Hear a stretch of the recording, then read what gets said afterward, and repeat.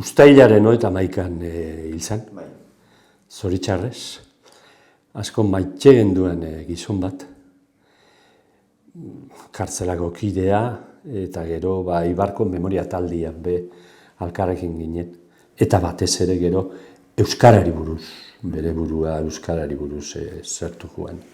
Eta kitxon ere sartu zuen gurekin, eta gainera bultzatzaile bat, euskararen munduan edozer gauzakin, bai. Lehenengotik pentsau genduan, zerbait etxia, omenaldi bat etxia, merezi da belako. Hilean 13an, azaroaren 13an, karpeta urdinak. Azaroaren 16an, astelena eta osteunian 16an, apaiz kartzela. Eta larun batian, 18an, engoku hau, joni azken agurra.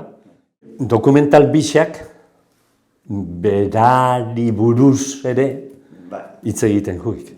Bai karpeta urdinak, klaro, bai karpeta urdinetan, berez, tortureri buruzko Eusko Jaurlaritzak egindako ikerketa 1960tik 2014 gaur egun garaiaretan atera zituen 4113 torturatu ikerketa horretan.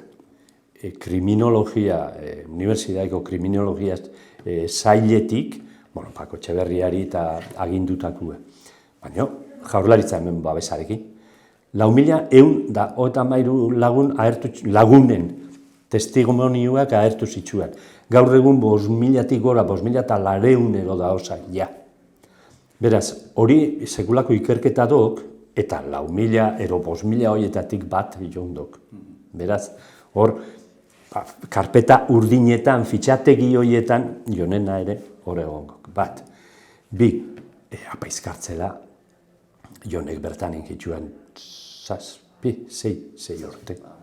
Apaiz kartzela hori izan zuen, 78tik 76ra kartzela, gero kendu injuen. Hor, 60 piku apaiz ustekuat izan zirela, kartzela horretatik pasau ziranak.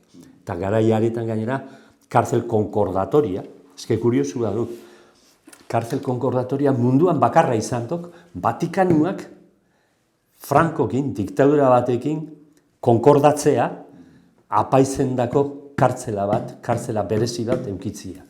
Bakarra munduan. Kartzel arrunta zuen, zarra oso gainera, arrunta. Eta bertan be, hone euroke kontatzeko joek pelikula, baina bertan ere sekulako sublebazioak enkitzu ezen Europe. Bai, gozegrebak, eta motin antzerako bat, eta... Bai, apaizak geuragi, eta jontartian,